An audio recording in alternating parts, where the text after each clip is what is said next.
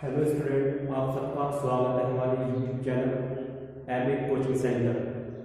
आज से हम आपको 10th क्लास एनसीईआरटी हिंदी माध्यम में पढ़ाएंगे। सब्सक्राइब कीजिए हमारे YouTube channel MA coaching centre को और बेल आइकन को भी दबा देना। तो ज़्यादा से ज़्यादा शेयर कीजिएगा, लाइक कीजिएगा पसंद है। सर पहला चैप्टर है हमारा वास्तविक संख्याएं। वास्तविक संख्याएं क्या होती हैं? वास्तविक संख्याएं होती हैं परिमेय तथा अपरिमेय संख्याओं को वास्तविक संख्याएं कहते हैं। अब परिमेय संख्याएं क्या होती हैं? जैसे हम लिखते हैं इसको परिमेय संख्याएं। इसके अगर डेफिनेशन लिखेंगे हम तो लिखेंगे ऐसी संख्याएं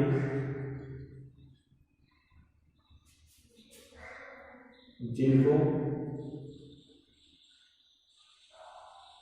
अंश व हर, अंशवार यानी कि P/Q के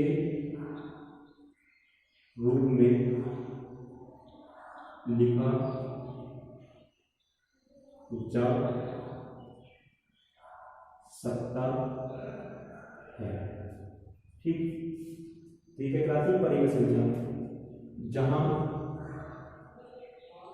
हमारा जो Q है, Q क्या है हमारे यहाँ पर हर है और हर 0 के बराबर नहीं होगा। ठीक है, इसके बाद आता है जैसे इसका एग्जाम्पल देते हैं तो जैसे 1 2 3/4 या √36, ये सब क्या है? ये परिमेय संख्या है। अब √36 परिमेय संख्या क्यों है? क्योंकि इसको हम बाहर निकालेंगे तो ये एक पूर्ण संख्या के रूप में बाहर आएगा। पूर्ण संख्या क्या आएगा? इसमें 6 के रूप में बाहर आएगा। तो 6 को बदले में 1 लेंगे तो ये परिमेय संख्या बन जाएगा। ठीक है, इसके बाद क्या होता है? जैसे अब अपरिमेय संख्या है,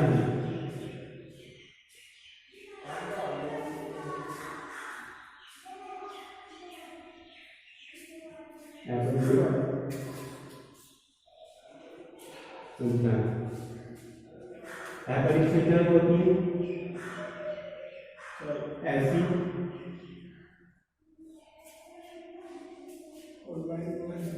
संख्याएं जिनको अंश व हर के रूप में व्यक्त नहीं किया जा सकता हो। अपरिमेय संख्याएं कहलाती हैं। जैसे इसका एग्जाम्पल देखिए, इसका एग्जाम्पल हो जाएगा पाई है। पाई एक अपरिमेय संख्या है तो इसको अंशवट के रूप में नहीं लिख सकते। और जैसे हमारा √3 है, √3 किसी का वर्ग नहीं होता है, उसको वर्ग नहीं होता है, उसको भी हम अंशवट के रूप में नहीं लिख सकते। जैसे 0.1413221, ये क्या है? अपरिमेय संख्या है। ठीक है, तो वास्तविक संख्या क्या होती है? परिमेय और अपरिमेय संख्याओं से मिलकर क्या होती है? वास्तविक संख्याएं। अब इसकी परिभाषा लिखेंगे हम वास्तविक संख्याओं को इस तरह से लिखेंगे परिमेय तथा अपरिमेय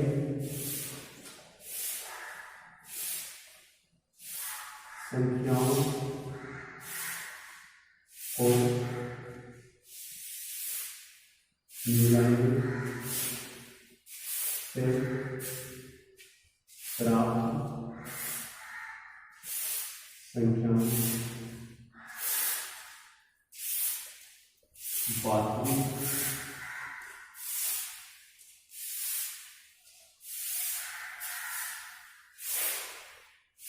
परिमेय तथा अपरिमेय संख्याओं को मिलाने से प्राप्त संख्याएं वास्तविक संख्याएं कहलाती ठीक है। और इसका उदाहरण देंगे तो उदाहरण किस तरह देंगे इसका उदाहरण, जैसे 5 1 2 3 5 3 सब क्या है वास्तविक संख्या में। ठीक है, सबसे पहला आइडिया हमारा क्या क्या नाम थी ये वास्तविक संख्याएं, और सबसे पहले हमने क्या पढ़ा वास्तविक संख्याओं के बारे में। अब वास्तविक संख्याओं के बारे में हम निकालेंगे, अब सवाल जो हम करेंगे वो करेंगे इसके ऊपर कि जैसे √3 है, √2 है, √4 √5 है, ये एवन में है, ये बन है, इस तरह सवाल करेंगे। इसके बाद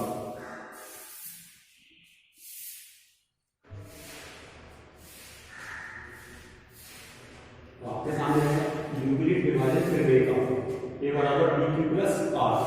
यूक्लिड विभाजन प्रमेय का मतलब क्या है, a बराबर dq प्लस r। इसका मतलब होता है कि a जो है हमारा भाज्य बराबर भाजक गुणा भागफल प्लस r का मतलब होता है शेषफल। ठीक है, भाज्य बराबर भाजक गुणा भागफल प्लस शेषफल। अब a बराबर तो भाज्य मान, q बराबर भागफल है, b बराबर भाजक और r बराबर शेषफल। हमने कभी ऐसा क्या होगा जब हम भागफल करते थे तो हम चेक करते थे अपना आंसर किस तरह से संख्या दे रखी है, नियम है मान लो 4 दे रखा है और 1 दे रखा है। चलिए 8 मान लेते हैं, 8 दे रखा है, इनका हमें इनकी भागफल करनी है तो क्या करते हैं बड़ी संख्या को छोटी संख्या से भाग देते हैं 8 से। हम इससे भाग देंगे 8 बटे 40, ये क्या आ जाएगा पूरा पूरा कट जाएगा, कितनी बार कटेगा 5 बार। अब यूक्लिड विभाजन प्रमेय का क्या बनी, ये बन गई हमारी। अब तो हमारा ये कौन सा हो गया, ये हो गया हमारा भाज्य, भाज्य हो गया होता बड़ा होगा तो 40, तो हमारा ये कराएगा भाज्य, ये कराएगा भाजक, ये हमारा क्या हो गया भाज्य, ये क्या होगा हमारा भाजक, ये क्या होगा हमारा भागफल, और ये क्या होगा हमारा, ये जो बचा हमारा यहाँ पर 0, ये होगा हमारा शेषफल। अब इसका मतलब ये होगा कि ये किससे बना हुआ है, इससे बनी हुई है, ये त्रिज्या जो बनी है यूक्लिड विभाजन प्रमेय का भागफल इस त्रिज्या से बनी हुई है। क्या देखो a बराबर भाज्य, भाज्य हमारा यहाँ पर a, भाजक 8 है यहाँ पर dq प्लस r, और r क्या है हमारा शेषफल। ठीक है, इस तरह से बनी हुई है। ऐसा इसको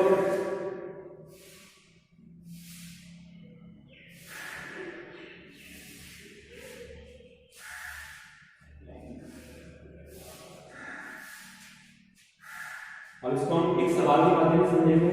जैसे इसमें पहला क्वेश्चन है इसका एक्सरसाइज का, पहला उदाहरण नंबर 1 लेते हैं।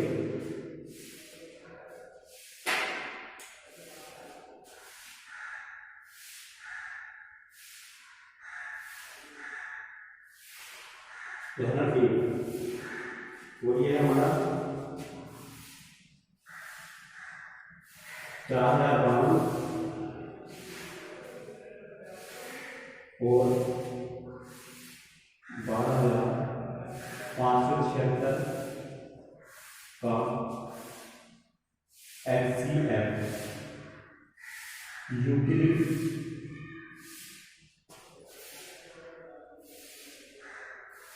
विभाजन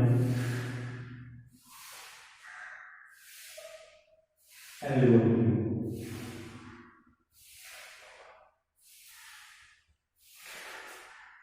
का उपयोग करके ज्ञात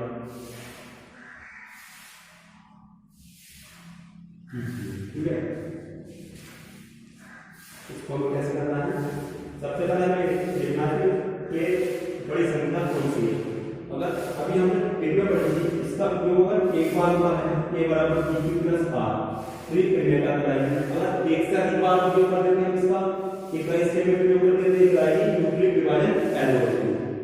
जैसे अब हमें यहाँ देखना है कि सबसे पहले कि यहाँ पर बड़ी संख्या कौन सी दोनों, तो जो बड़ी संख्या होगी उसको मानेंगे हम a और जो छोटी संख्या होगी उसको मानेंगे b। बी, तो हम लिखेंगे सोल्यूशन। यहाँ बारह हजार 576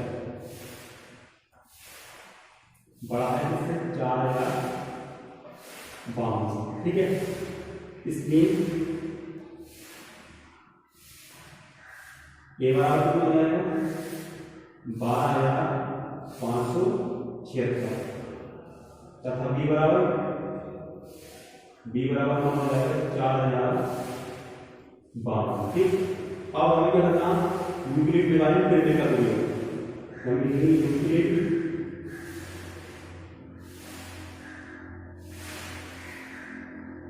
विभाजन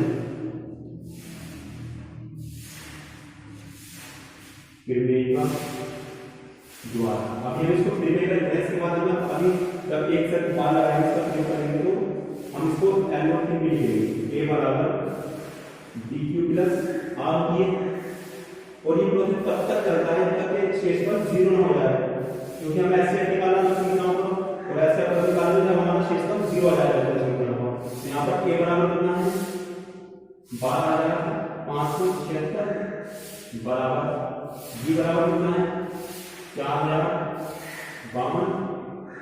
अब हमें देखना है कि q और r क्या आएगा, तो q क्या है हमारा भाग पर और r क्या है शेष पर, तो हम इसको यहाँ पर करके देख लेंगे। पहले हम करेंगे 12576 की भाग कर देंगे इससे 4052 से, ठीक है। तो ये तो हमारा क्या है a, ये a है और ये हमारा b है, तो हमें क्या निकालना है, तो जाएगा q और r बन जाएगा शेष करके और भाग करके देंगे। तो कितनी बार जाएगी हम देखेंगे यहाँ कितना है 4052 में 12576 और 3 बार में देखते हैं 3 दूनी 6 3 पंजे 15 15 का 5 3 0 0, तो एक ऐसे जाएगा 3 चौ 12, कितनी बार भी 3 बार, तो 6 में से 0 7 में 5 है 2 बचेगा, 5 में से 4 420 बचा, ठीक है। तो हमारा शेष पर कितना मिल गया हमें 420 और भाग पर कितना मिल गया 3, तो हम क्या करते हैं यहाँ पर dq गुणा 3 प्लस r 420। अब ये शेष पर 0 नहीं आया यहाँ पर, तो हम यहाँ पर लिख देंगे क्योंकि r बराबर नहीं है इसके 0 के, ये कराएगा हमारा पहला स्टेप, ठीक है। अब इसी तरह अभी हमारा शेष पर 0 नहीं आया तो हमने क्या कहा इसका हम क्या करेंगे यूक्लिड विभाजन एल्गोरिथम अगर एक से अधिक बार लगाएंगे, यूक्लिड विभाजन एल्गोरिथम द्वारा, ठीक है। तो अब क्या हमारा अब ये हमारा शेष पर आएगा ये बन जाएगा हमारा भाजक, और जो हमारा पहले भाजक का बन जाएगा भाज्य 4052, फिर वही कहानी ये निकालना है शेष पर और भाग पर, तो 420 को 4052 से भाग करें कितनी बार जाएगी, तो भाग करते तो ये जाएगी शायद 7 बार देखते जाएंगे, चलो 8 बार देखते हैं, 8 में 16 16 का 6 8 में 40 40 और 41 का 1 8 चौ 32 32 और 4 कितने हो गए 36 11 36, तो इसको घटाएंगे कितने हो गए 12 में 6 बचे 4 में से 1 गया 3, यहाँ पर कितना जाएगा 0 है, यहाँ घटाएंगे 10 10 में 6 गया 4, कितनी बार ये 9 बार जाएगा, ठीक है। ज़्यादा घटा है 9 बार करके देखते हैं 9 बार, तो 9 0 0 9 दूनी 18 का 8 9 सॉरी 9 दूनी 9 0 0 9 दूनी 18 का 8 हाथ से लगाइए 9 चौक 36 36 और 37 कितना हो जाएगा 2 बस आ जाएगा, और यहाँ कितना हो जाएगा 15 में 7 गया 7 बचा, ठीक है। यहाँ 9 आएगा 9 में 7 गया 2 बचा, ठीक है 3 0 तो 272 आ गया। तो अब कहते हैं मैच क्या क्या बनना हमारा कि 4052 बराबर कितना हो जाएगा,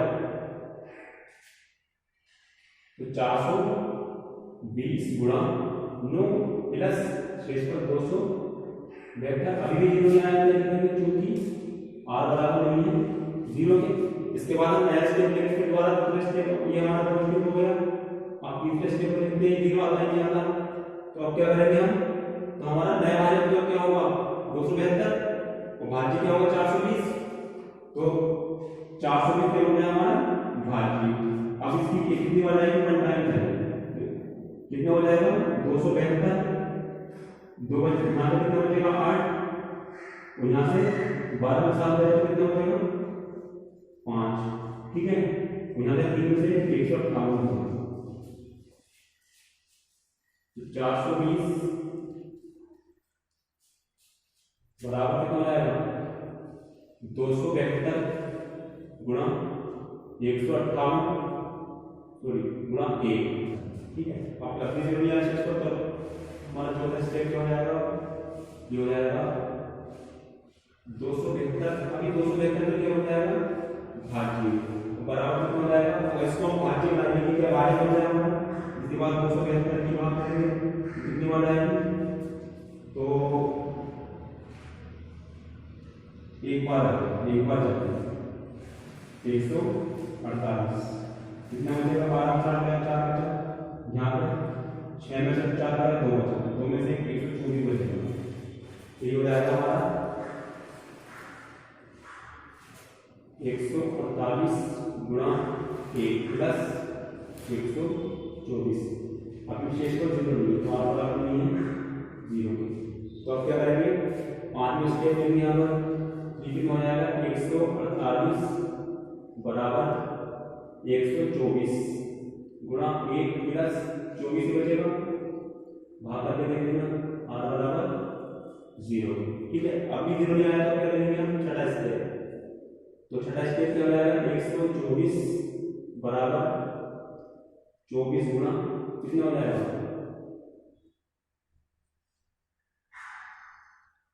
24 गुणा 5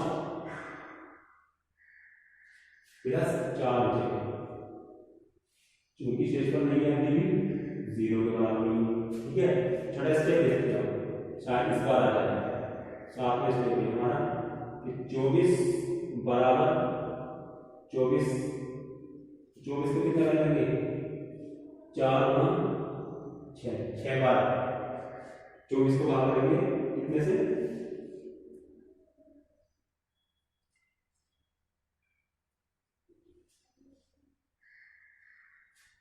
प्लस कितना आ जाएगा 0 आ गया, अब कितना हो जाएगा r बराबर है 0 की, क्योंकि शेष पर 0 आ गया, क्योंकि क्या लिखेंगे, क्योंकि r बराबर है 0 के, इसलिए है लिखेंगे।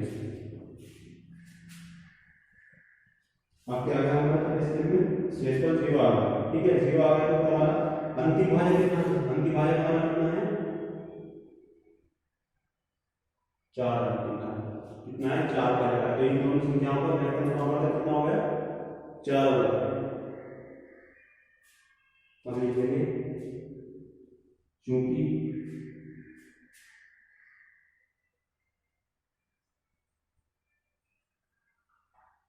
अंतिम भाजक बराबर 4, इसलिए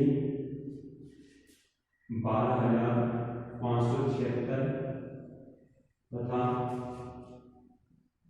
4,052 का HCF 4 है, ठीक। एक बार समझ लेते सवाल को, सवाल हमारा 4,052 और 12,576 का HCF यूक्लिड डिवीजन एल्गोरिथम द्वारा प्रयोग करके ज्ञात कीजिए। सबसे पहले क्या किया हमने, दो संख्याएं रखी 12,576 और 4,052, देखो कौन सी बड़ी है, जो बड़ी है उसको क्या माना a मान दिया और जो छोटी है उसको b मान दिया। इसके बाद यूक्लिड डिवीजन एल्गोरिथम द्वारा ये क्या होती है a बराबर b की प्लस r, जहां a बराबर भाज्य, b बराबर भाजक, q बराबर भागफल, r बराबर शेषफल। तो हमने इसके एल्गोरिथम लगाया तो a बराबर 12,576, b बराबर 4,052 गुणा 3 और 420 का आता है, हमने भाग करके निकाला, तो ये भागफल है और ये शेषफल है, क्योंकि शेषफल नहीं है 0 के बराबर, तो हमने इसको हमें द्वारा लगाना पड़ेगा, क्योंकि एल्गोरिथम का मतलब है जब तक शेषफल 0 नहीं आए तब तक हम HCF नहीं निकाल सकते। जहां जिस स्टेप में हमारा शेषफल 0 आ जाएगा वही होगा अंतिम भाजक हमारा शेषफल को जो अंतिम भाजक आएगा वही क्या कराएगा हमारा दोनों संख्याओं का एचसीएफ। तो ऐसे हमने दूसरा स्टेप लगाया, तो यहाँ पर क्या आया 4052 बराबर 420। जो हमारा शेषफल मिलेगा हमें अगली बार वो क्या हो जाएगा हमारा भाजक। देखो यहाँ पर हमें शेषफल मिला पहली बार में, तो ये भाजक बन गया, वो जो पहले भाजक था वो क्या बन जाएगा हमारा भाज्य। ऐसे यहाँ पर बना, तो ऐसे ही इसको हम क्या करेंगे, ऐसे कंटिन्यू करते रहेंगे जहां पर हमारा शेषफल 0 आ जाए।